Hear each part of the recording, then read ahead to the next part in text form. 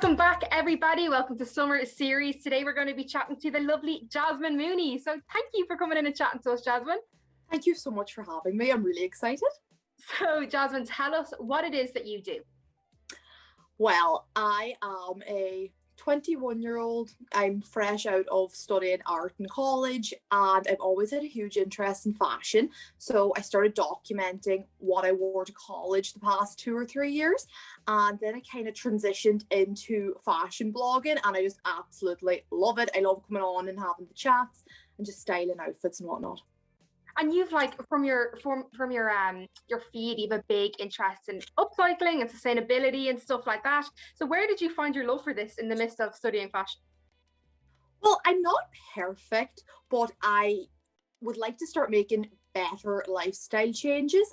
You know yourself with the current environmental crisis. It is better to support more sustainable brands and upcycling. Literally, my auntie was a dressmaker, so growing up I got like my Deb's dress, communion dress made. So fashion's ran in the family, and through my platform I've had the chance to really work with some interesting brands and seamstress. They're just so funky and innovative, and they're really turning old clothes into new clothes, and there's just something out there for everyone.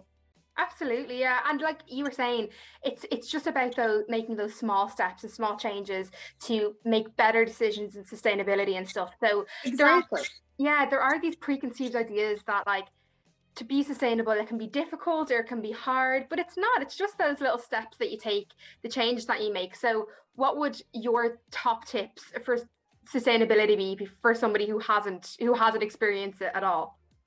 My kind of first tips, like the first few things I started to do when I was trying to get more sustainable, is that whenever I was going to purchase something, I would make sure that the items I'm purchasing will have a life and they're not just being worn once. Like back when I was a teenager, I'm sure most girls done this. You'd buy an outfit for a night out. It would be worn once and that would be it. Oh yeah, so, absolutely. No more of that. I started looking on Depop for alternatives. Another great way to get into sustainable fashion is just swap your clothes around with friends. It's as easy as that. You can just swap with your friends for nights out, for your family, and at least then the clothes are being recycled in their own way, and everyone's getting a chance to wear them. And it's just a good way of updating your wardrobe. But yeah, and looking in vintage shops is also really fun. You can also find lots of those cute ski jackets and little ski tracksuits. Yeah, I think it's so interesting knowing they've had a life before you bought them. Absolutely, that's what friends are for. Swapping clothes, exactly. New wardrobe. Exactly. I always say I have a sister, and I always say that I was blessed with another wardrobe. So we have two. We can just anytime somebody's like, "Where'd you get that?" A little place called my sister's wardrobe. That's brilliant. So like you were saying, you've shopped at different brands, like the likes of Depop and stuff. What are your favorite sustainable brands that are out there at the moment? Oh, at the moment, I was recently working with a small brand called rework.ie, this fabulous girl called Kira. I actually sent her a pair of jeans that I owned and they just didn't fit anymore. And she reworked them into a tote bag and a skirt, and they're unbelievable. They're so funky.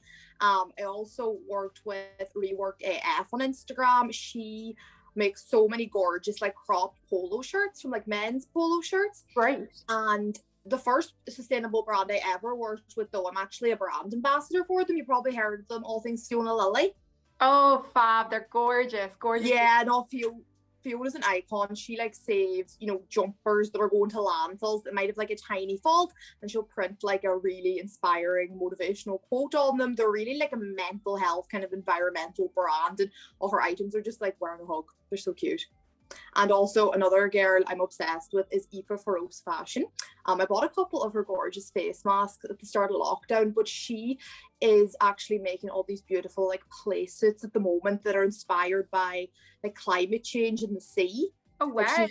She's these crab jumpsuits and wave jumpsuits, and I really want to buy one. I think they're unreal. There's just so many cool brands out there that I love that are upcycling. There has been a massive influx of them since COVID. People have really channeled their creativity into these new platforms that are coming out. It's great.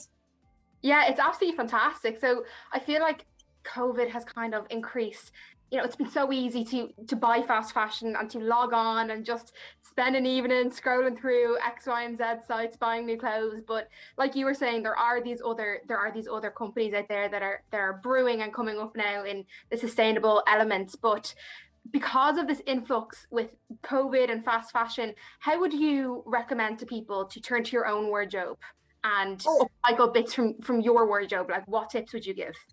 Literally, like the whole of lockdown last year, if I bought anything, it would be loungewear. So a couple of weeks ago when the pubs reopened, I was having a meltdown. I was like, I have nothing to wear. Like, how does one wear fancy clothes? Like, I literally was having a full-blown freak out to Mom. And I had this notion then, I need to buy something. But then I reevaluated the situation. I was like, Jasmine, this is all in your head. You have loads of clothes, wardrobes filled with clothes, and people haven't seen these in over 6 months. Absolutely. Like, there's this like notion, I think, that people are afraid to wear the same thing twice. But like the point of buying clothes is to love them and to wear them. Like no one cares if you're wearing the same thing twice. That's where those like swapping with friends comes in really handy. Like, you can switch things in and out. Yeah. And honestly, every outfit, just change up your accessories, get a funky pair of earrings or a belt or shoes, and you can make like one dress look like 3 different outfits. Like, it's unreal. I think accessories are the way to go. Oh, absolutely. I feel like a different hairstyle can change the entire outfit. Exactly. Outfit. Or into makeup. Oh, 100%. Fashion and makeup are such big forms of self-expression. So obviously with yourself having the platform that you have, how did you find that helped like encourage your creativity during lockdown? Oh my God. Like I would be quite artsy anyway in the terms of I'm a painter, but I found throughout lockdown last year, there was all these really fun fashion challenges where you kind of had to get creative with your own wardrobe. And I think I dyed my hair every color of the rainbow last year. Like I was just really enjoying the self-expression because no one was seeing me, but I was having such fun creating content. I just loved it. Even some tie-dyeing. I think everyone tie-dyed last year. They did. It was like a whole new lease of life when people found tie-dye. It was amazing, and it's still sticking around. There were so many businesses I followed during lockdown that are still running today, amazing, like selling loads of tie-dye garments. Like exactly, like those Instagram businesses, they've just taken off since lockdown. It's incredible for sustainability and for upcycling and stuff like that. But how do you feel personally, like the likes of Instagram has promoted sustainability and upcycling? Do you think it's been a pro or a con to that aspect? So I used to find our Instagram kind of difficult. I would feel a bit ashamed sometimes because I follow a lot of I'm a vegetarian, so I follow a lot of like vegan accounts and whatnot, and a lot of them would really highlight the damaging effects of fast fashion. And like nobody's perfect. Like I still buy fast fashion, like but I'm just trying to get better with my decisions. So yeah, I think Instagram can be really like detrimental. Like it really gets the gears going, like it really makes you think before you buy. Because I used to just be like, oh, I better buy it before it sells out. But you're better off taking maybe a day or two to think about, do I really love it? Do I need it? And I think Instagram really helped me do that because there's so many like-minded people on there promoting sustainability and fashion swaps and whatnot. And yeah, I just think it's brilliant that people are being more open about it. Yeah, absolutely. And as well as being like a sustainable queen and a fashion inspo and everything else in between, you largely promote body positivity on your platform, which is another thing that we don't see on every platform, which we should. So tell us more about that. Well, like growing up, I was always a bit more curvy. Like I'm a 12 to 14, and I feel like most of my friends growing up were like maybe an 8 to 10. So my mum just always encouraged me to do not look at the size. You go by how the clothes feel. Like, do you feel good in them? If they look good, like size does not matter at all. Like as long as you feel confident, that is it. Like don't be focusing on your size. Like size means nothing at all. Like, oh, absolutely. It's having the confidence to pull it off. Yeah, no, I don't know. As long as you like, feel good in it. Like don't be worried about others people's opinions, because honestly, like I know it probably sounds harsh, but no one is giving you a second thought. Like everyone is really wrapped up in themselves, like, and it's all in your head most of the time. You just be really conscious, but like you just need to have the confidence to wear what you want, and you feel fabulous when you finally do. Like you feel so authentic to yourself. I feel like like powerful, just like fearless, no one can stop you. Absolutely. I think like quote of the day, you just don't care about what anybody else thinks. Just wear what you want to wear, all about that self-love kind of vibe. Literally, you have to be on that self-love buzz. Like, you have to love yourself. It's not vain to love yourself. It's amazing to love yourself. Oh, you got to do it. It has to happen. If you don't love yourself, how's anybody else going to love you? That's it.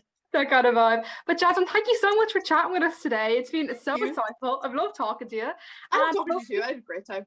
Hopefully I get to talk to you again soon. Yes, please. I would love that. Thank you so much for this opportunity. Of course. Thanks, Jasmine. Talk to you soon. Talk to you soon. Bye.